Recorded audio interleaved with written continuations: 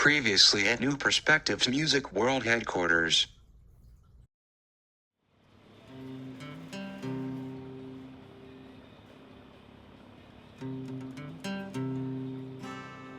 Hey, it's me, Tim. My last video posted covered the basic design and building of this electric Pipa I'm making for William, and now we're going to wrap it up, and you'll see why I didn't put the whole video out last week, because we're going to get to this point at the end where I show you the problem. So here we'll just continue on, and I'm starting by gluing on the crazy fingerboard onto this instrument.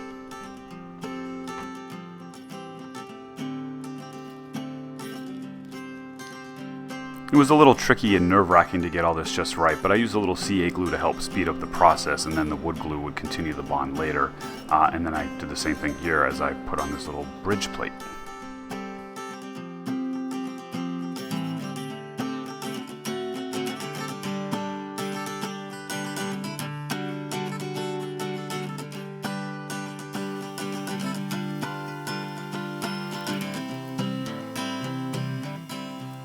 The string spacing is a little wider on this than a regular guitar, so I used these individual saddles to set up the spacing properly, but I also wanted to make sure that all the strings are grounded, so I had to run a wire beneath the bridges to connect them all to the bridge ground.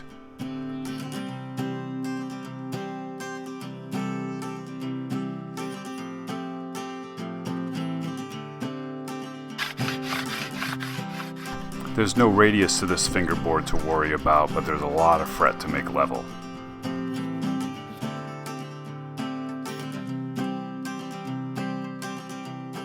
I'm particularly proud of how this cavity cover is sort of hidden. I was able to laser cut that and glue that top on separately, and it's almost invisible. The client wanted traditional style tuning pegs, which I have never actually used before, and I learned quite a bit in the process, and I would be able to do a better job next time. And I also decided to make a custom case for this instrument since it was such an odd size and shape. Normally I could have retrofit a guitar case, but in this case that was not going to be possible. I used hollow core doors for the outside of the case, of course.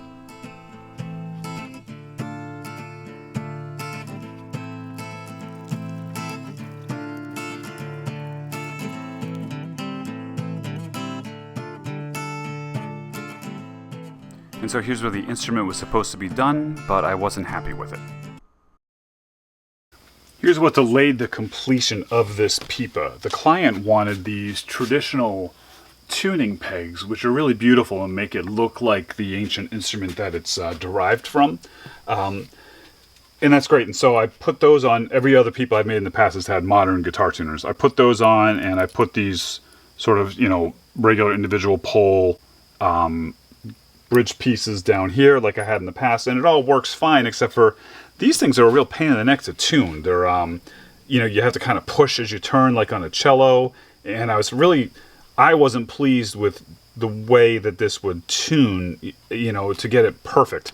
And so it was kind of bumming me out. Like, it was so hard to get it all perfectly in pitch. And then I realized that the simple solution for that would be to use these sort of modern headless guitar style bridge pieces on the tail instead. So now we could rough tune it with these tuners and then fine tune it with these little, let me see if you can see that there. We can fine tune it with this. So I had to order these parts. It took a couple weeks for them to come in, and now I'm ready to put this back together. I think this is going to make it a much better and more useful instrument. And it's not uncommon. Like, violins often have little tuners down there as well for that type of thing, because while these are cool, they are a bit of a pain in the neck.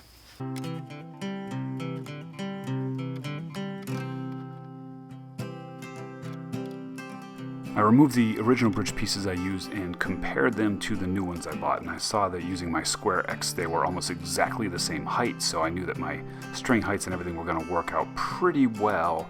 But the holes, of course, aren't in the same position to screw the new ones back on, so I had to figure out how to do that. And I didn't want to put a whole new plate cover on top and make the height too different, so I just cut this little piece of veneer to cover the front holes that you would see, and then those back holes will get covered by the tuners. it worked out pretty well. I just painted the whole thing black because it wasn't going to stain well, and it's all going to be basically covered by the bridge parts anyways. Ran my ground wire again and put the new bridge pieces on.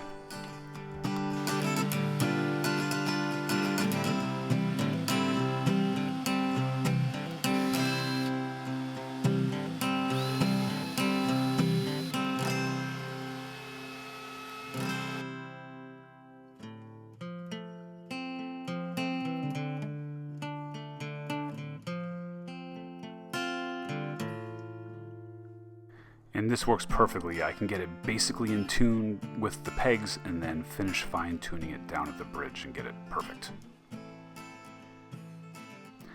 I don't know how to play the pipa, but that never stopped me from trying. Hang on.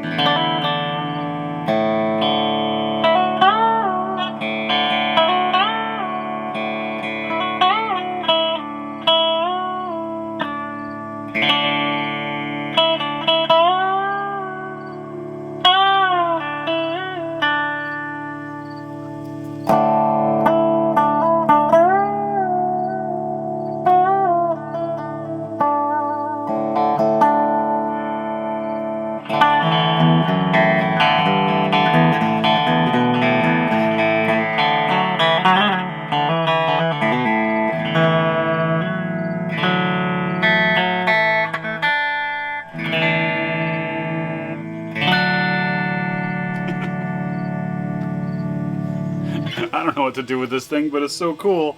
I can't wait to put this in the hands of its next owner and player so we can really hear what this thing can do.